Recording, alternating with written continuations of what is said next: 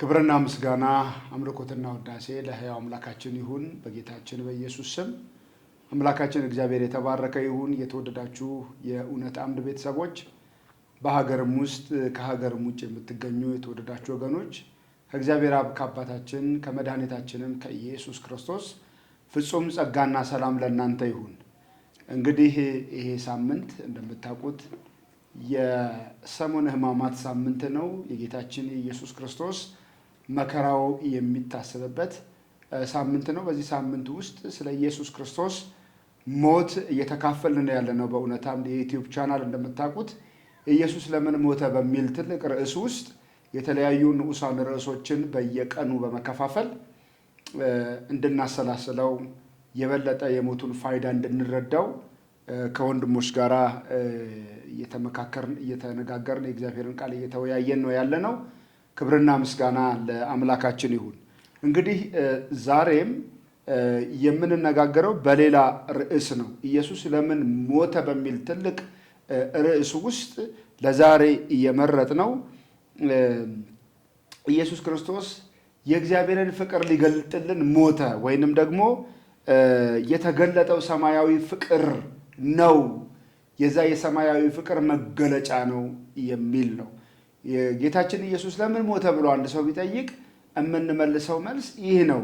ኢየሱስ የሞተው የእግዚአብሔርን ፍቅር ለመግለጥ ነው። ይህንንም ቀን የተገለጠው ሰማያዊ ፍቅር በሚል ርዕስ ሰይመነዋል። ክብር ለእግዚአብሔር ይሁን። እንግዲህ የተወደዳችሁ ወንድሞች፣ አብረን በጋራ የእግዚአብሔርን መንግስት ስለምናገለግልና አብረንም ስላለን እግዚአብሔርን እጅግ አመሰግናለሁ። ጌታ የተባረከ ይሁን። እንግዲህ እግዚአብሔር ሰውን የሚወድ አምላክ ነው። መጽሐፍ ቅዱሳችን የዮሐንስ ወንጌል ምዕራፍ 3 ቁጥር 16 ላይ ምን ይላል? በእርሱ የሚያምን ሁሉ የዘላለም ሕይወት እንዲኖረው እንጂ እንዳይጠፋ እግዚአብሔር አንድያ ልጁን እስኪሰጥ ዓለምን እንዲሁ ወዷልና። ዓለም በልጁ እንዲድን ነው እንጂ በዓለም እንዲፈርድ እግዚአብሔር ወደ ዓለም አላከውም። በእርሱ የሚያምን አይፈረድበትም፣ በማያምን ግን በአንዱ በእግዚአብሔር ልጅ ስም ስላላመነ አሁን ተፈርዶበታል ይለናል። ቅድሚያ እንዳየነው እግዚአብሔር ሰውን ምን ያደርጋል ነው ያለው? ይወዳል። እግዚአብሔር ፍቅር ያለው አምላክ አይደለም፣ ራሱ ፍቅር ነው እግዚአብሔር። መጽሐፍ ወደኋላ ላይ እንመጣበታለን። እግዚአብሔር ፍቅር ነው፣ ሰውን ይወዳል። እግዚአብሔር ሰውን የሚወድ አምላክ ነው። ይሄ በስብከቶቻችንም ውስጥ ደጋግመን የምናነሳው እንደገናም ደግሞ እግዚአብሔር ሰውን መውደዱን የመጽሐፍ ቅዱስ ቋሚ እውነት ነው። ለምሳሌ መጽሐፍ ቅዱስን አንድ ሰው ርዕስ ይውጣለት እኮ ቢባል መጽሐፍ ቅዱስ ርዕሱ የእግዚአብሔር ፍቅር ነው አይደል? የእግዚአብሔር ፍቅር ለሰዎች ምን አደረገ የሚለውን በዝርዝር የሚያሳየን ነው። ስለዚህ እግዚአብሔር ሰውን የሚወድ አምላክ ነው። ፍቅር ደግሞ የሚለካው በስጦታ ነው። እንደምታውቀው አንድ ሰው ይወደኛል ስትል በምንድን ነው ፍቅሩን የሚገልጠው ከተባለ ፍቅር የሚገለጠው በስጦታ ነው። ፍቅር የሚገለጠው በሚከፈለው ዋጋ ነው። በተመቻቸው ሁኔታ ውስጥ ወድሃለሁ ልንባባል እንችላለን። ፍቅር ግን ምን ይጠይቃል ካልከኝ፣ ፍቅር ዋጋ ይጠይቃል። ስለዚህ እግዚአብሔር የፍቅርን ዋጋ ከፍሏል። ኢየሱስም የዮሐንስ ወንጌል ምዕራፍ 15 ላይ ነፍስን እስከ መስጠት ይልና ከዚህ የሚበልጥ ፍቅር ለማንም የለውም ይላል። ነፍስን ከመስጠት በላይ ፍቅር የለውም እና ስለዚህ ስለ እግዚአብሔር ፍቅር ነው። እግዚአብሔር ይወደናል፣ አንድ ነገር ነው። ወዶን ልጁን ሰጥቶናል፣ ሌላ ነገር ነው። ልጁ ስለሚወደን ሞቶልናል፣ ሌላ ነገር ነው። ስለዚህ እነዚህን ነገሮች ነው እያነሳን የምንቆየው። ክብር ለእግዚአብሔር ይሁን። እግዚአብሔር ፍቅሩን የገለጠበትን መንገድ እንዴት መረዳት እንችላለን? ስለ እግዚአብሔር ፍቅር እግዚአብሔር ይወደናል ብለን ስንል ስለ እግዚአብሔር ፍቅር ምን መረዳት እንችላለን? ወንድም ባህር ውስጥ ከአንተ እንጀምር። እሺ፣ ኤርሚዬ ተባረክ፣ ይስፋዬ ተባረክ። እንግዲህ እግዚአብሔር ስለረዳን ደግሞ ዛሬም እድል ስለሰጠን በሌላ ርዕስ ደግሞ የልጁን የኢየሱስ ክርስቶስን ቤዛነት የእግዚአብሔርን ፍቅር ደግሞ ለመነጋገር እንደገና ደግሞ በዚህ ተገኝተናል። እግዚአብሔር ክብሩን ይውሰድ። ኤርሜ እንዳልከው እግዚአብሔር ሰዎችን የሚወድ አምላክ ነው። መውደድ ደግሞ የሚገለጸው በተግባር ነው። ስለዚህ እግዚአብሔር እኛን እንደሚወደን ያወቅነው ተጽፎ ስለተገኘ ብቻ ሳይሆን በተግባርም የተገለጠ ነባራዊ ሀቅ ስለሆነ ሊካድ የማይችል ሊከደን የማይችል ሊሸፈን የማይችል እውነት ስለሆነ ነው። የእግዚአብሔርን ፍቅር ያየነው የእግዚአብሔርን ፍቅር የተረዳነው ልጁ ኢየሱስ ክርስቶስ በመስቀል ላይ ሲሞት በሙላት ተገልጦ ያየነው እንጂ የእግዚአብሔርን ፍቅር ከገነት የአትክልት ስፍራ ጀምሮ በተለያየ ሁኔታ ውስጥ ፍቅሩን ስንመለከት ነው በመጽሐፍ የምናገኘው። ምክንያቱም ታስታውሳላችሁ እግዚአብሔር ሰውን ከምንም የመፍጠር ግዴታ ኖሮበት አይደለም የፈጠረው። እግዚአብሔር ማንንም ሲፈጥር እሱ ብቸኛ እንዳይሆን አብሮት እንዲኖር ፈልጎ አይደለም የፈጠረው። እንዲሁ ከምንም ነው የፈጠረው። ሰውን ግን ሲፈጥረው ከፍጥረታት ሁሉ ለይቶ አክብሮ በመልኩ እንደ ምሳሌው ፈጥሮታል። ከፈጠረውም በኋላ ደግሞ በእርሱ ሕልውና ውስጥ እንዲኖር በገነት አኑሮታል። የገዥነት ስልጣን ሰጥቶ የአስተዳዳሪነት ስራን ሰጥቶ ስቲዋርድሺፕ ሰጥቶ እንደራሴ ሆኖ በፍጥረት ላይ የእግዚአብሔር እንደራሴ በፍጥረት ላይ እግዚአብሔርን የሚያሳይ የእግዚአብሔር ወኪል አድርጎ ሰጥቶታል። ይሄ በራሱ የሚያሳየው እግዚአብሔር ለጋስ የፍቅር አምላክ መሆኑን ነው የሚያሳየው። እዛ ጋር ብቻ አይደለም። ሰው እግዚአብሔር ከሰጠው ቴሪቶሪ ውጪ እግዚአብሔር ካስቀመጠው ስፍራ ውጪ እግዚአብሔር ከፈጠረው ማንነት ውጪ ሰው ሆኖ ነገር ግን እግዚአብሔርን እንዲያሳይ የተፈጠረ ፍጥረት ሆኖ ሳለ ሰው መለኮት መሆን ሲያምረው እግዚአብሔርን ከማሳየት የጎደለ ሆኖ ወድቆ በነበረበት ሰዓት እንኳን ፍለጋውን እግዚአብሔር ነው የጀመረው። እግዚአብሔር አይደለም ሰውን መፈለግ የጀመረው። እግዚአብሔር ነው መጥቶ አዳም ሆይ ወዴት አለ ብሎ ፍለጋውን በገነት የአትክልት ስፍራ የጀመረውና ይሄ የእግዚአብሔርን ፍቅር ነው የሚያሳየው።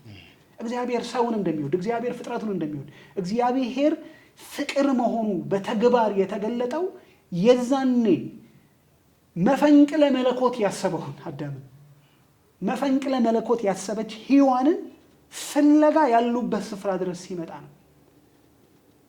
በትረ መንግስቱን ተጋፍተውት ግን ደግሞ ተጋፍተውኛልና ይጥፉ አላለም። ፈልጓቸው መጥቶ በውድቀት ምክንያት የተራቆተ ማንነታቸውን ሊሸፍንላቸው እነሱ የሚጠወልግ የቅጥል ልብስ ሲሰሩ ለራሳቸው የማይጠወልግ ለነሱ ሲባል የታረደ እንስሳ ኖሩ። በእጃቸው ያሰሩት ሳይሆን በእጁ የሰራላቸውና ያለበሳቸውን የቁርበት ልብስ ስንመለከት ፍቅሩን እናያለን። ገነት ላይ የጀመረው የእግዚአብሔር ፍቅር እስከ ቀራንዮ ኮረብታ ድረስ ቀጥሎ በቀራንዮ ልጁን መስቀል ላይ ደግሞ አሳልፎ ለኛ በመስጠት በተግባር ገልጦታል። ስለዚህ የእግዚአብሔር ፍቅር ከገነት የአትክልት ስፍራ እስከ ቀራንዮ ኮረብታ ድረስ በተግባር የተረጋገጠና የተገለጠ እውነተኛ ወዳጅነትና እውነተኛ ፍቅር ነው። ሰው አይደለም የፈለገው። ሰው አይደለም እግዚአብሔርን የወደደው። ገና ኃጢአተኞች ሳለን ክርስቶስ ስለኛ ሞቷልና ይህ የእግዚአብሔር የራሱን ፍቅር ያሳያል ብሎ መጽሐፍ እንደሚናገር የእግዚአብሔር ፍቅር የታየበት ነው። ምን እያለን? አመፀኞች እያለን፣ ምን እያለን? ኃጢአተኞች እያለን፣ ምን እያለን? ገና በጥፋት ውስጥ እያለን ክርስቶስ ሞቶ የእግዚአብሔርን የራሱን ፍቅር አሳየን። የዛኔ ፍቅሩን አየን፣ በተግባር ተመለከት ነው እና እግዚአብሔር ፍቅር ነው ስንል ከዚህ ተነስተን የሚገርም ነው። ወንድሞች ጸጋ ይብዛላችሁ፣ ተባረኩ። በጣም የሚገርም መልእክት ነው። የእግዚአብሔር ፍቅር ከራሱ የሚመነጭ ለሰዎች የሚሰጥ በጎ ስጦታ ነው። እግዚአብሔር ለበደለ ባሪያው ወይም ከእግዚአብሔር መንግስት ለጎደለ ባሪያው የተሰጠ የፍቅር ስጦታ ነው።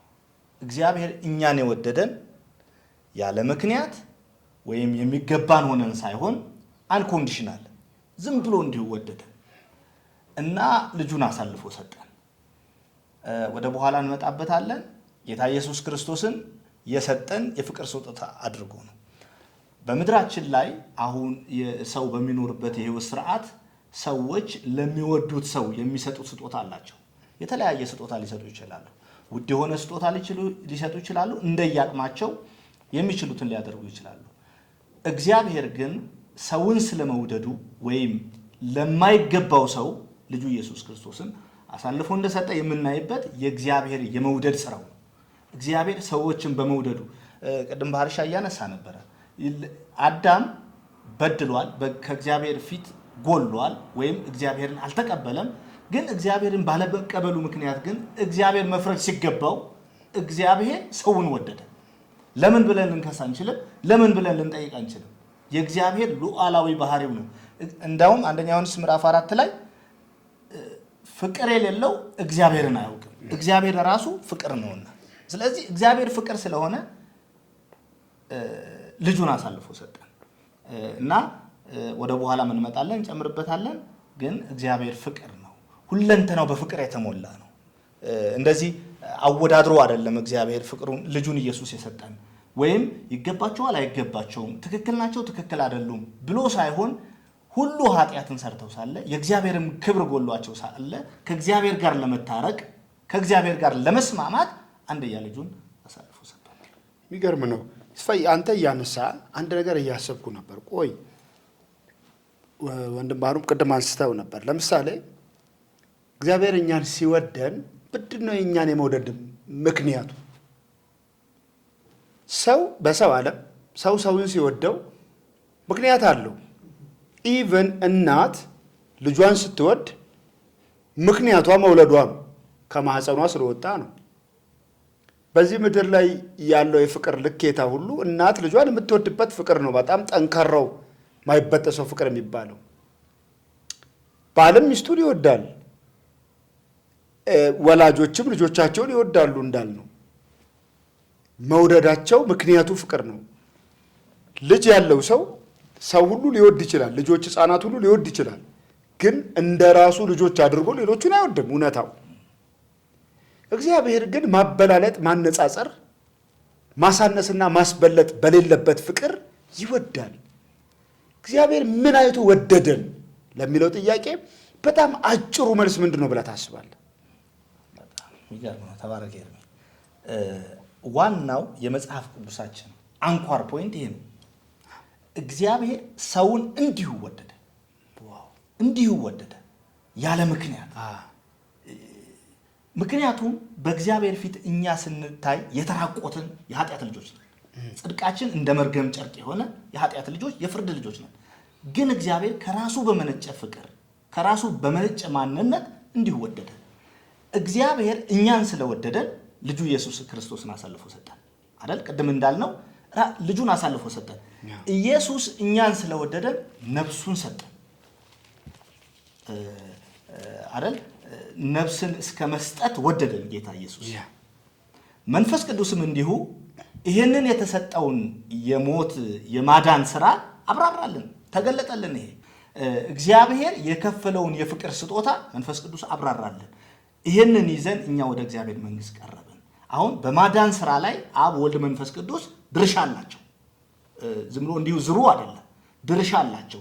እግዚአብሔር አብ ወደደን፣ ወልድ ህይወቱን ሰጠ፣ መንፈስ ቅዱስ አብራራልን፣ ይሄንን ምስጢር ገለጠልን እና ይሄ የሥላሴ የማዳን ስራ ነው፣ ሰዎችን የማዳን ስራ ነው እና እግዚአብሔር እንዲሁ ዝም ብሎ ወደደን።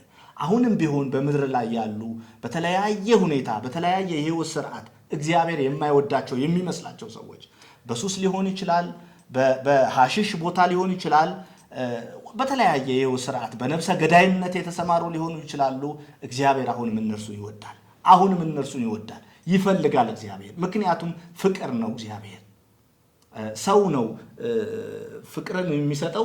ሰው የሆነ ነገር አይቶ ወይም የሆነ ነገር ተመልክቶ ፍቅር የሚሰጠው ሰው ነው። እግዚአብሔር ግን ያንን አይመለከትም።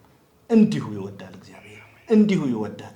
በኃጢአት ስፍራ ላሉ ሰዎች፣ በጨለማ ላሉ ሰዎች አሁንም እግዚአብሔር ይወዳቸዋል፣ አሁንም ይወዳቸዋል። ያሉበት ሁኔታ አይደለም እግዚአብሔርን የሚያው ልጁ ኢየሱስ ክርስቶስን ይመለከታል እግዚአብሔር። የተከፈለውን ዋጋ ያያል እግዚአብሔር። ያንን ዋጋ በማየት ሰዎችን ወደ እርሱ ያቀርባል፣ ይወዳል፣ ያፈቅራል። ልጁ ኢየሱስ ክርስቶስንም አሳልፎ ሰጥቷልና። ስለዚህ ሰዎችን የወደደበት ምክንያት ምንም ምክንያት የለውም። ከራሱ ከፍቅሩ የተነሳ ከጽድቁ የተነሳ እግዚአብሔር ሰዎችን ወዷል። የሚገርም ነው።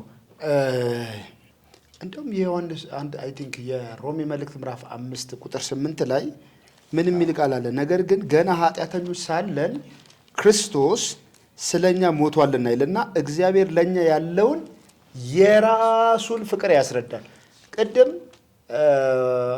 ወንድም ባህሩ ይሁን ወንድም ይስፋ ስትል ነበር አንኮንዲሽናል ላቭ።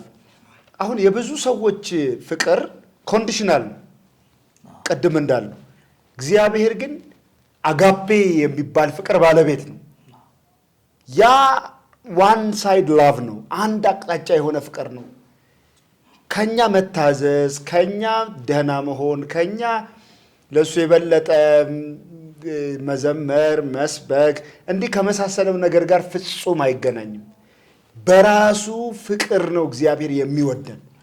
በምድር ላይ በጣም ብዙዎችን የማረከ ቃል ይሄ ነው፣ እግዚአብሔር ይወደኛል የሚል። ሰው ለብዙ ተስፋ መቁረጥ የሚጋለጠው ለምንድን ነው? መኖር የሚሰለቸው ለምንድን ነው?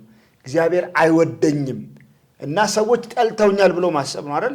የሚወደኝ የለም የሚለው፣ የሚመለከተኝ ሰው የለም፣ የሚረዳኝ ሰው የለም ብሎ ማለት ለብዙ ተስፋ መቁረጥ ይዳርጋል።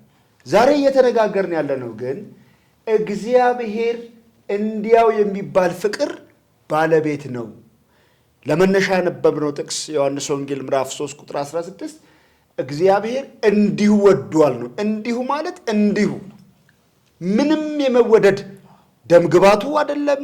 የተወለድንበት ቤተሰብ፣ የምንናገረው ቋንቋ፣ ያከማቸነው ሀብት፣ የተማርነው ትምህርት፣ የምንሰራው ስራ ምኑም እግዚአብሔር ምኑንም ከምንም አልቆጠረው።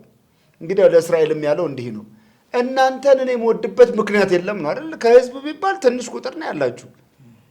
ምንድን ነው እናንተን ግን እንዲያው በሚባል ፍቅር የሚወድ ነው እግዚአብሔር። ራሱ ባህሪው የእንዲያው ፍቅር ባለቤት ነው እግዚአብሔር። አሁን ወንድም ባሩ እያነሳን በነበረበት ጊዜ እግዚአብሔር ፍቅር ነው ብለን አንስተናል። እግዚአብሔር ፍቅር ሆኖ ምን አደረገ ነው እያልን ያለ ነው። ልጁን ሰጠ፣ ተግባራዊ ፍቅር ገለጠ። ምን ሆነን? ኃጢአተኞች፣ ደካሞች እንደዚህ ሆነን እያለ ሰጠን። የልጁ የመሰጠቱ ውጤት ምን አመጣ?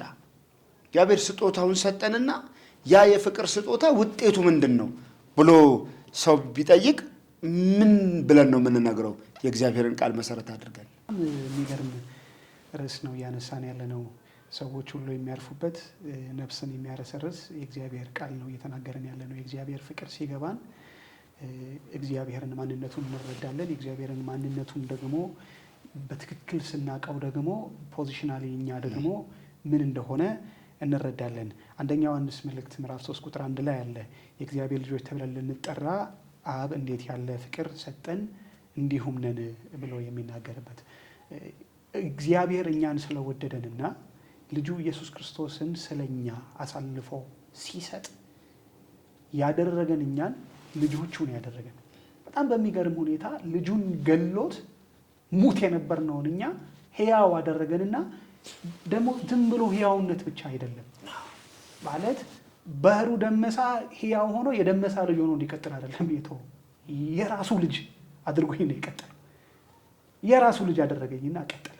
ስለዚህ እግዚአብሔር ልጁ ኢየሱስ ክርስቶስን ሰውን ከመውደዱ የተነሳ ጸባይ፣ ባህሪ፣ ገንዘብ፣ የትምህርት ደረጃ፣ ዘር፣ ቋንቋ ምናምን የማይለየው ለፍጥረት ሁሉ እንዲሁ የተለቀቀው ዓለምን ሁሉ እንዲሁ ልጁን እስከ መስጠት ድረስ እንዲወድ ያደረገው ያ ፍቅር ያስገኘው ነገር አለ። ያስገኘው ባህሩን ኤርምያስን ይስፋለምን የቤተሰቦቻቸው ልጆች አድርጎ ሕያው ሊያደርጋቸው አይደለም። ትራንስፎርም ነው ያደረገን ወደ ምንነት? ወደ እግዚአብሔር ልጅነት። የእግዚአብሔር ልጆች ተብለን እንድንጠራ አድርጎናል። ደግሞ እንዲሁም ነን። ባህሩ የእግዚአብሔር ልጅ ነው። አዎ እንዴት?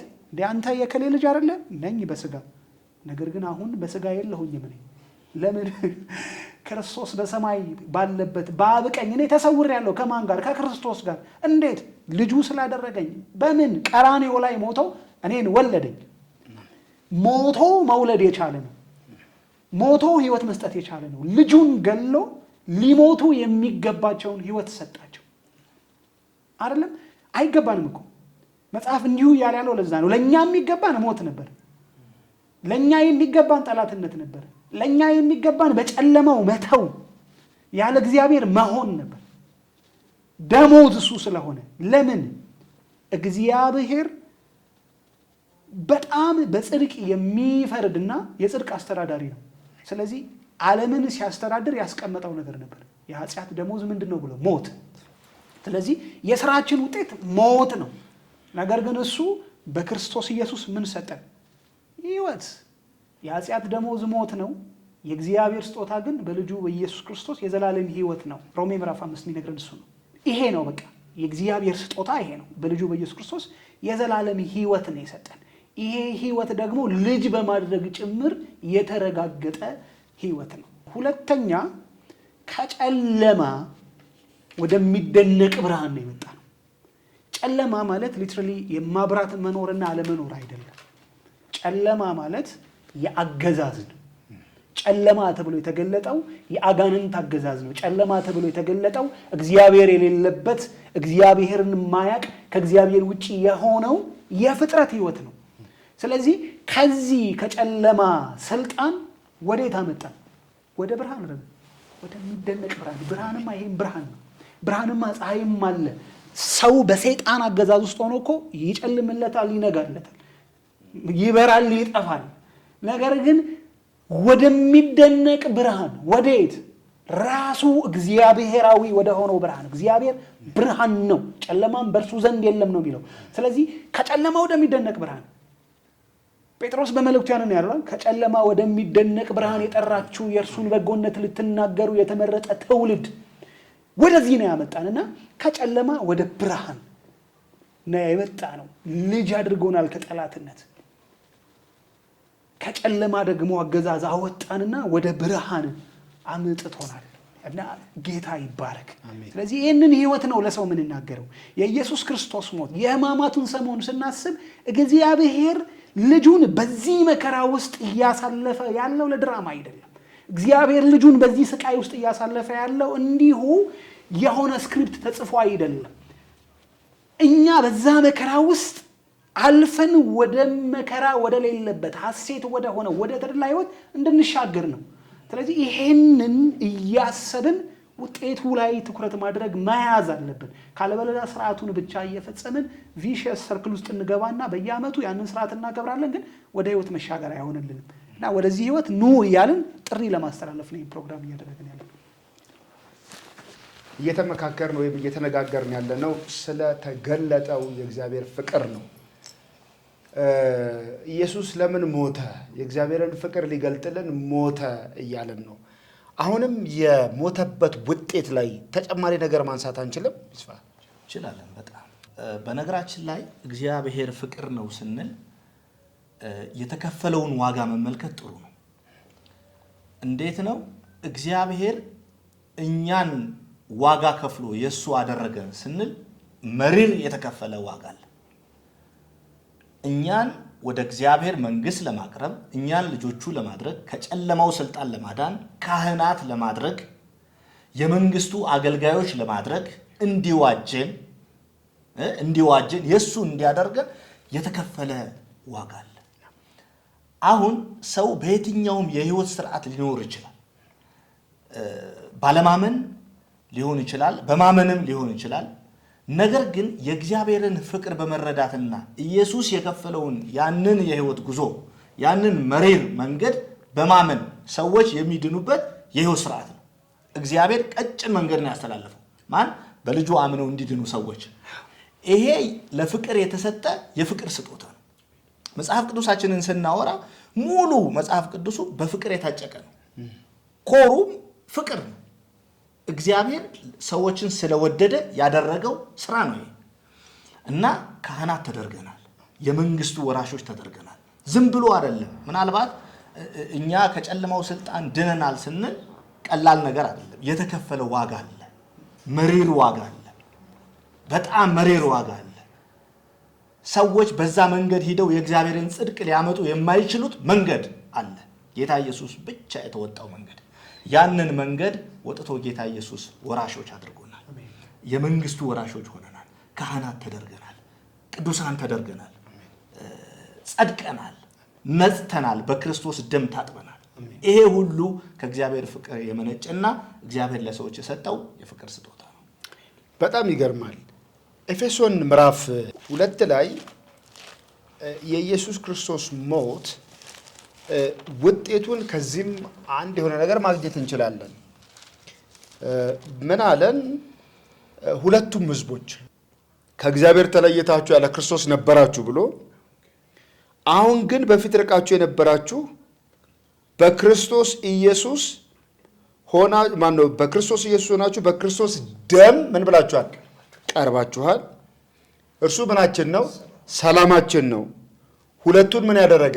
ያዋሃደ፣ በአዋጅ የተነገሩትን የትእዛዛትን ሕግ ሽሮ በመካከል ያለውን የጥል ግድግዳ ያፈረሰ፣ ይህም ከሁለታቸው አንድን አዲስ ሰው በራሱ ይፈጥር ዘንድ ሰላምንም ያደርግ ዘንድ ጥልንም በመስቀሉ ምን ብሎ ገድሎ በእርሱ ሁለታቸውን በአንድ አካል ከእግዚአብሔር ጋር ያስታርቅ ዘንድ ነው አለ።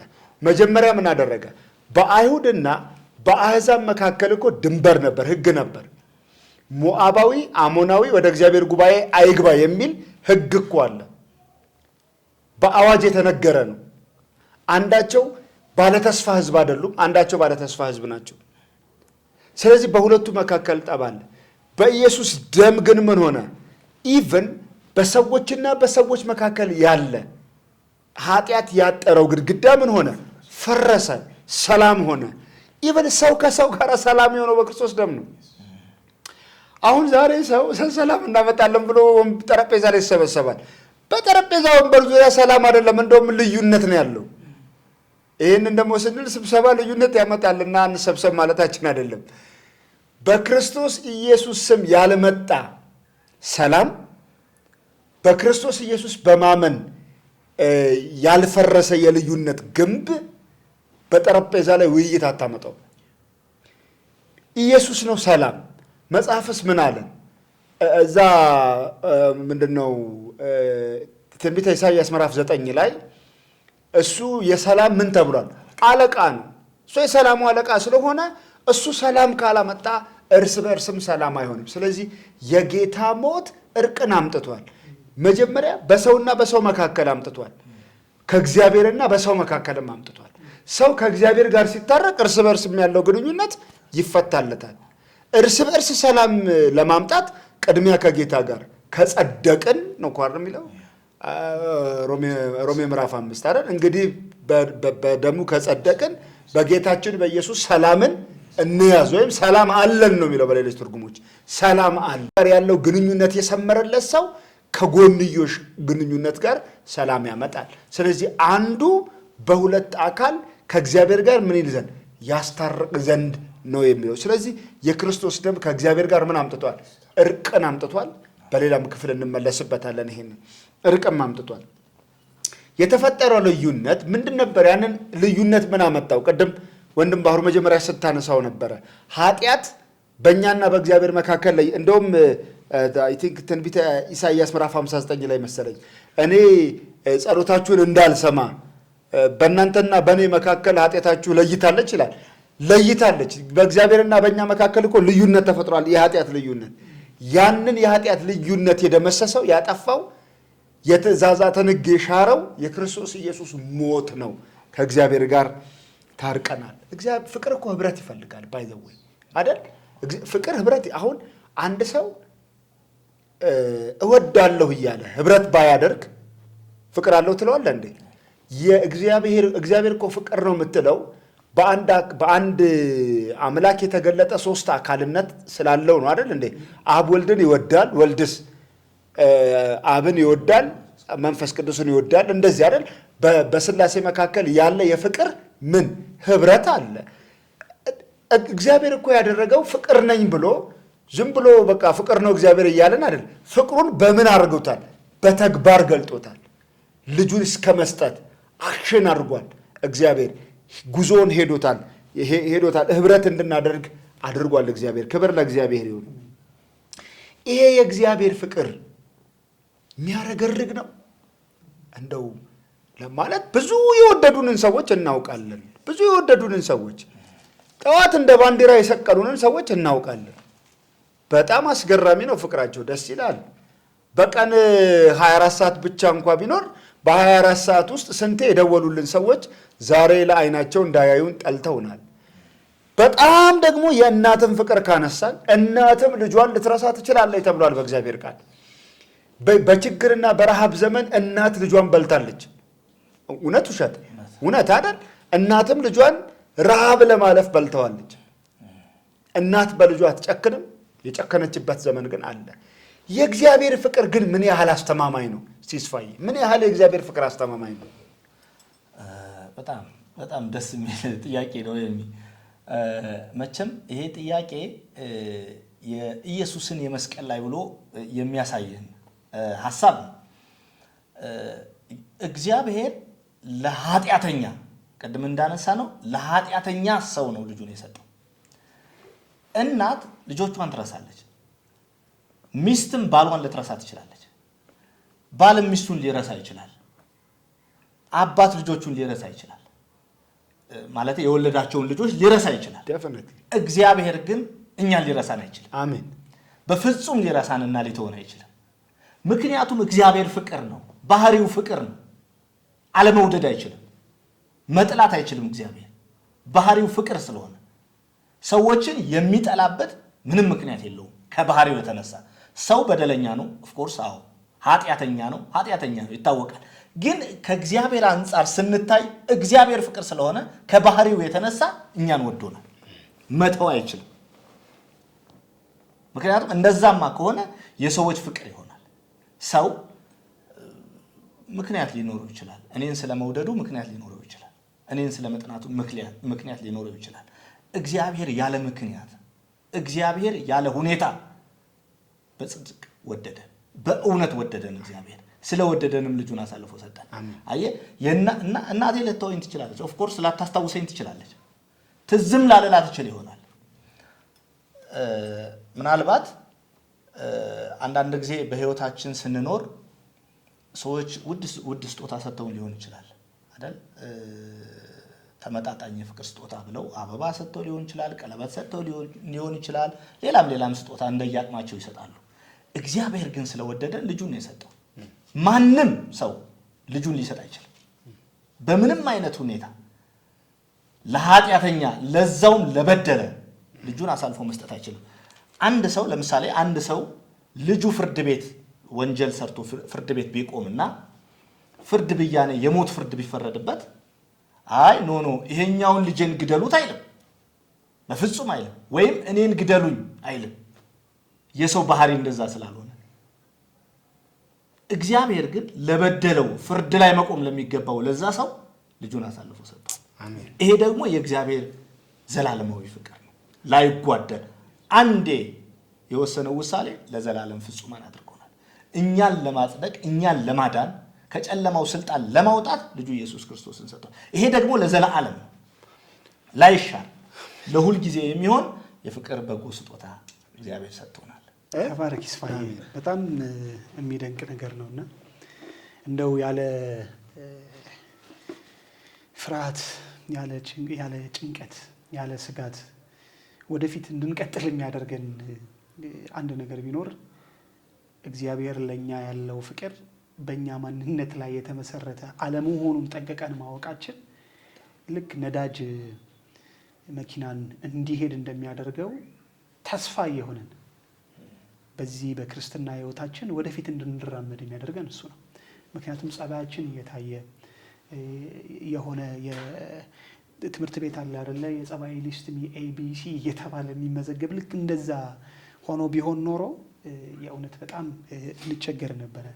ግን በቃሉ ያረጋገጠልን ያ እውነት ስለሆነ በእርሱ የሚያምን የዘላለም ህይወት እንዲኖረው እንጂ እንዳይጠፋ አለመጥፋት ዋስትና ሆኖ የተሰጠን።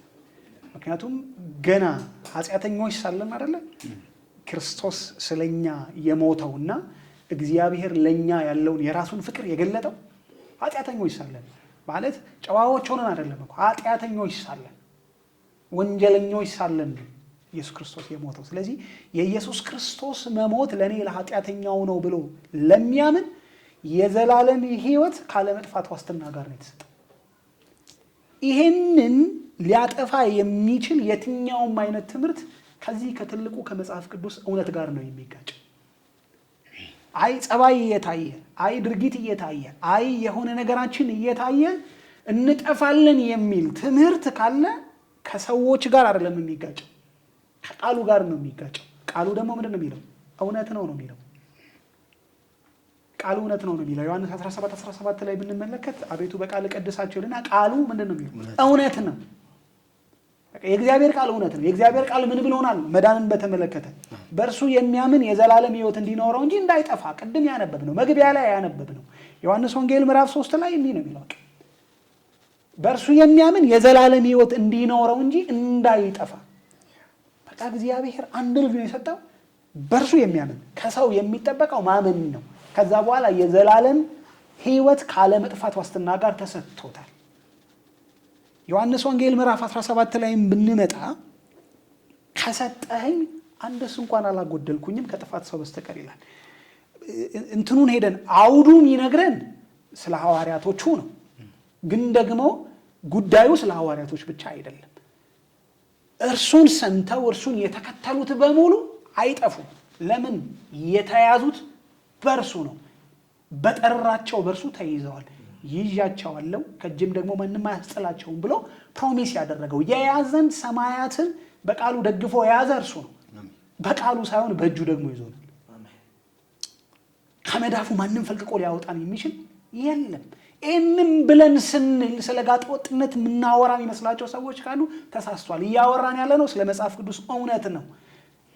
ይሄ የወለደን እውነት መኖርን ያስተምረናል። ምንም ጥያቄ የለው። እዚህ ቃሉ ላይ ተገልጧል። ዓለምንና ኃጢአትንና ዓለማዊ ምኞትን የሚያስክደው የእግዚአብሔር ጸጋ ተገልጧል ብሎ በቲቶ ምዕራፍ 2 ቁጥር 11 ላይ የተናገረው የተገለጠው ያ ተስፋ ያ እውነት ያ ጸጋ ያኖረናል። ምንም ጥያቄ የለውም። ነገር ግን የኛ መውደቅ መነሳት፣ የኛ መንገዳገድ የኛ ጸባይ አይደለም። መጀመሪያም አስቀድመው ልጁን ወደ ዓለም እንዲገባ ያደረገው የኛ ጸባይ ታይቶ አይደለም። እግዚአብሔር ከራሱ ፍቅር የተነሳ ስለሆነ በዚህ ውስጥ ምንም አንዳች ፍራቻ የለንም። ምክንያቱም አስቀድመው የወለደን መልካሙን ስራ እንድናደርግ ነው። ኤፌሶን የሚነግረን እሱ አይደለም? መልካሙን ስራ ታደርጉ ዘንድ በክርስቶስ ኢየሱስ ተፈጠራችሁ ብሎ ማለት ነው። የተፈጠርነው መልካም ስራ ለመስራት።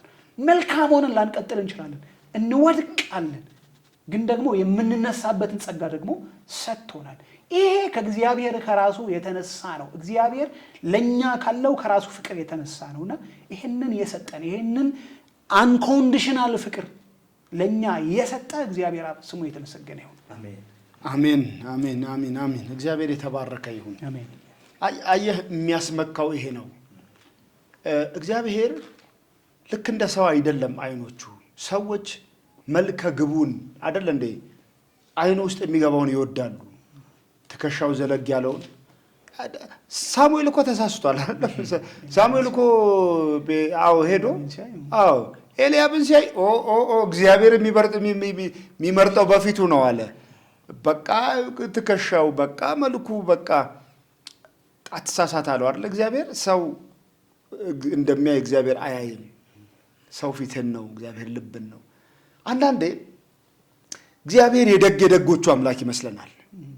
እግዚአብሔር የጿሚዎች፣ የጸላዮች፣ የባዶ እግራቸውን የሚሄዱ አምላክ ነው የሚመስለን። እግዚአብሔር የሃይማኖተኞቹ አምላክ ነው የሚመስለን። ጫት ገረባ ስር ያለውን፣ ቱቦ ውስጥ የሚተኛውን፣ ሴተኛ አዳሪዋን፣ ግብረ ሰዶማዊውን፣ ሌዝቢያኗን፣ ለሁሉም የሚዘረጋ የፍቅር ክንድ ያለው እግዚአብሔር ብቻ ነው። እግዚአብሔር ሰውን ሲያይ ያለ ምንም ልዩነት ይወዳል። ይሄ አንዴ ታስታውሳለህ? አንድ የሚባል አባባል አለ። ይሄ ዘ ላስት ሳፐርን የሳለው ሰው ማነው ስሙ? ሊዮናርዶ ዳቪንቺ አይደል? ሊዮናርዶ ዳቪንቺ። እሱም ኢየሱስን ገጸ ባህሪ የሚወክልለት አንድ ሰው ፍለጋ ይባላል አይደል? ሄደ እና አገኘው። በጣም ደግ፣ መልካም፣ ጥሩ ጠባይ ያለው፣ ሰጪ፣ ለጋስ፣ በቃ መልካም ቅን የሆነ ሰው መርጦ ሄዳሉ እና ኢየሱስን ሳለው። አንተ ኢየሱስን ገጸ ባህሪ ትወክላለህ ብሎ ሳለው አሉ። የሌሎቹን ሐዋርያት ካራክተርም እየፈለገ እንዲሁ ሳለ እና መጨረሻ ላይ ይሁዳም ፍለጋ ሰው መፈለግ ጀመረ። አማከረ ገጸ ባህሪውን። ይሁዳ ምን አይነት ሰው ነው? ጨካኝ ነው፣ ጌታውን ይሸጣል፣ ሌባ ነው በቃ ምናምን እና የተጠቆመው ሰውዬ ጋር ሄዶ ሲፈልገው ሰውዬው በጣም አለቀሰ። ምንድነው የምታለቅሰው? ከመቼ ወዲህ አንተ እንዲህ አይነት ባህሪ የለብህም ብለው ነግረውኛል። የዛሬ ስንት ዓመት ኢየሱስን ትመስላለህ ብለህ ሳልከኝ እኔ ነኝ ያለው ይባላል። ሰው አንዴ ደግ አንዴ ደግሞ ክፉ እንደሆንክ ያስባል። እንደዛም እንሆናለን። እኛም ጠባይ ይለዋወጣል። የሆነ ጊዜ እጅግ ለጋስ የነበርን፣ የሆነ ጊዜ ቆንቋኖች እንሆናለን። የሆነ ጊዜ በቃ ዘማሪ፣ የሆነ ጊዜ በቃ የነበርን ሰዎች በሆነ ጊዜ ከተቀመጥንበት ዙፋን እንወርዳለን። የእግዚአብሔር ፍቅርስ አያረገርግም። የሚያስመካው የእግዚአብሔር ፍቅር የማያረገርግ መሆኑ ነው። ለማንም ቢሆን ያ የተዘረጋው የእግዚአብሔር ፍቅር ያለ ምክንያት ወዳጅ ነው። አንድ እኮ መዝሙር አለ፣ ያለ ምክንያት ወደህ በምክንያት አትጠላኝም ትላለች አንዲት ዘማሪ አይደል? ያለ ምክንያት ነው እግዚአብሔር የሚወደው፣ በምክንያት አይጠላም። አፍቃሪ ነው እግዚአብሔር እና ይሄ በጣም በጣም በጣም አስተማማኝ ነው። እግዚአብሔር የተባረከ ይሁን። እግዚአብሔር በፍቅሩ የማይለወጥ የመሆኑን አንድ እውነት በዚህ በመጽሐፍ ቅዱሳችን ውስጥ በተለይ ትንቢተ ኤርምያስ ምዕራፍ 31 ቁጥር 3 ላይ እንዲህ ነው የሚለው፣ እግዚአብሔር ከሩቅ ተገለጠልኝ እንዲህም አለኝ፣ በዘላለም ፍቅር ወድጄሻለሁ፣ ስለዚህ በቸርነቴ ማማነው በቸርነት ሳብሁሽ፣ የእስራኤል ድንግል ሆይ እንደገና እሰራሻለሁ። በዘላለም ፍቅር ወደድኩሽ። እግዚአብሔር ራሱ ሲወድ ኮንትራት ላቭ የለውም። እግዚአብሔር እኮ ጊዜያዊ ፍቅር የለውም። ሰው እስካለ ድረስ ነው የምትወደው ነው። ከረስ እስካለው ትወደዋለህ። የሰው ዓለም እኮ በሰው ዓለም ላይ ያለ ፍቅር በቃ እስካለ ነው ነገርየው። እግዚአብሔርስ ኮንትራት የሚባል አያውቅም። ለ10 ዓመት ነው የምወድህ፣ ለ2 ዓመት ነው የምወድህ የሚባል የለውም። የዘላለም ፍቅር ባለቤት ነው እግዚአብሔር። ሮሜ ምዕራፍ 8 ላይ አንድ ቃል ላስታውሳችሁና ወደሚቀጥለው ውይይት እንሄዳለን። እግዚአብሔር ወዶ ይጠራል አይደለም? የጠራውን መሀል ላይ ይለቃል ይላል የእግዚአብሔር ቃል አይልም። የጠራቸውን እነዚህን አጸደቃቸው፣ ያጸደቃቸውን እነዚህን ምን አደረጋቸው? አከበራቸው። ያከበራቸውን እነዚህንስ አጸደቃቸው። በቃ አለቀ። በዙፋኑ ነው የሚያስቀምጠው። ይሄ የማይለው የሰው እኛ ለእግዚአብሔር ያለን ፍቅር ይለወጣል። ባይዘው የኛ ፍቅር እያደገ ሊመጣ ይችላል፣ እያነሰ ሊመጣ ይችላል። የሰው ፍቅር በሚኖርበት ዓለም ሕግ ውስጥ የተወሰነ ነው። የሰው ፍቅር ይዋዥቃል። ኢቭን ለእግዚአብሔር አንድ ሰሞን የሚገርም አይነት የጸሎት ህይወት ይኖረናል አይደለ? ቼክ አድርገው እንደሆነ በቃ መንበርከክ ነው፣ በጻ መጸለይ ነው። አንዳንዴ ደግሞ በቃ ምስጋና ነው፣ መዘመር ነው ምናምን። የሆነ ቀን ደግሞ የለም። እሱ ታዝበታ ቃል የሆነ ቀን የለም። ስንጸልይ የሚወደን ደግሞ የሚጠላን፣ ስንዘምር የሚወደን ደሱ አይነት አምላክ አይደለም። ፍቅሩ አያረገርግም የሚለው በጣም ልብን ያሳርፋል። ስለዚህ ሰዎች በዚህ ፍቅር ሊመኩበት ይችላሉ።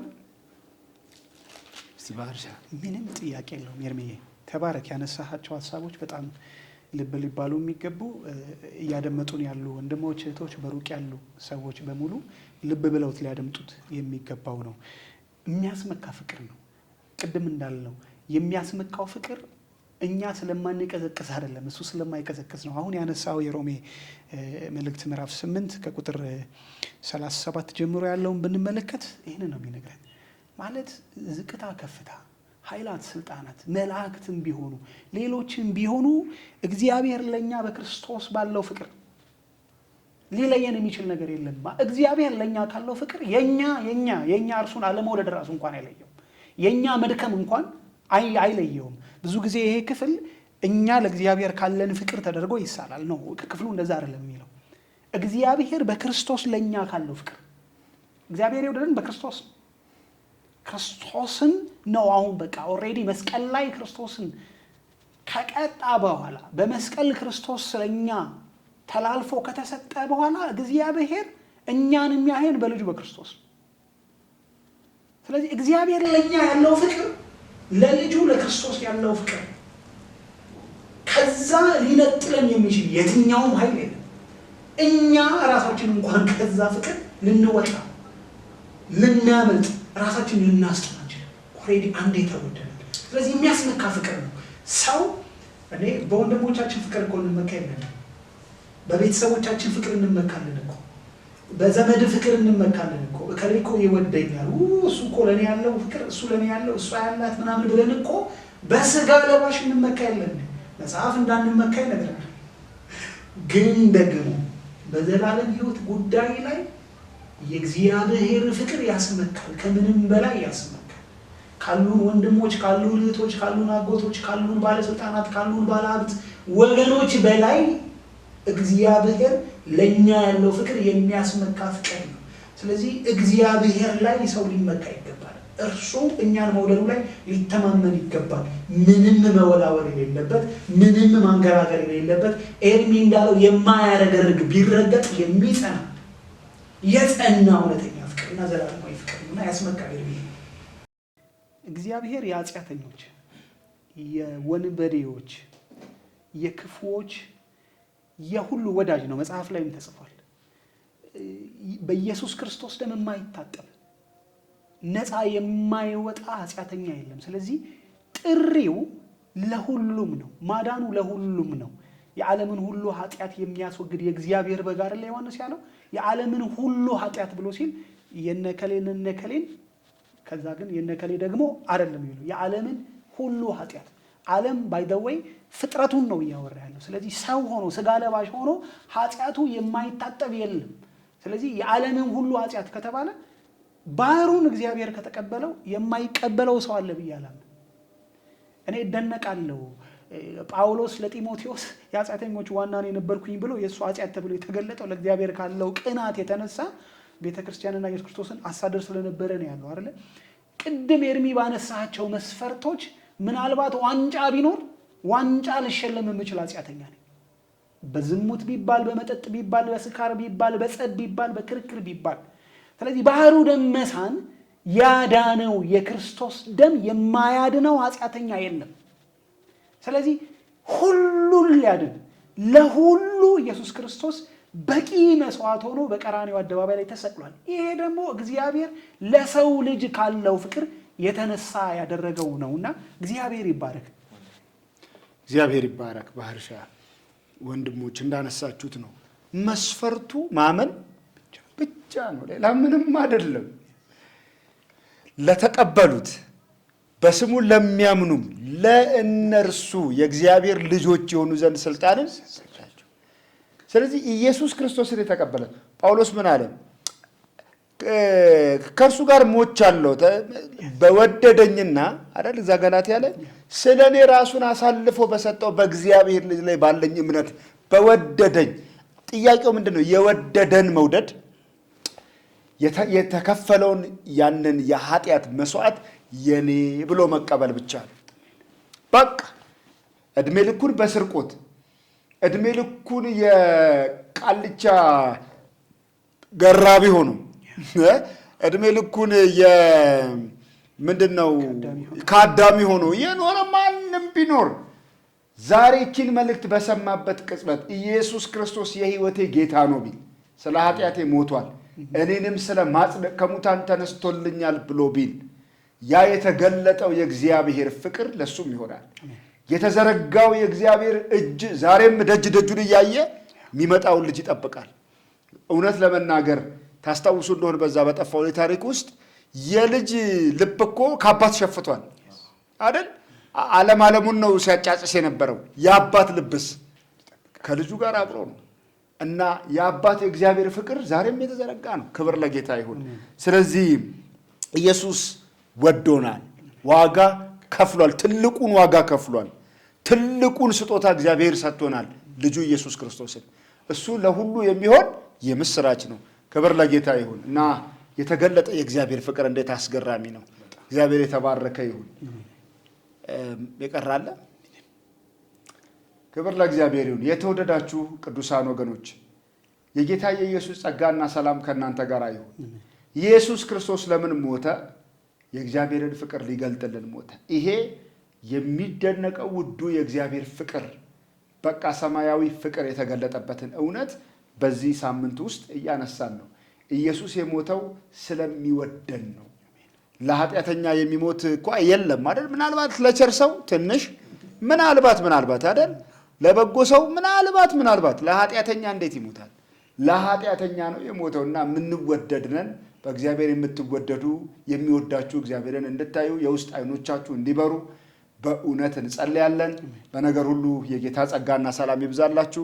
ከሚቀጥሉት መርሃ ግብሮቻችን ጋር በሚቀጥሉትም ቀናት ከሚተላለፉት እንዲሁ የሰሙነ ሕማማት ፕሮግራሞች ጋር አብራችሁን እንድትሆኑ በጌታ ፍቅር እንጠይቃችኋለን።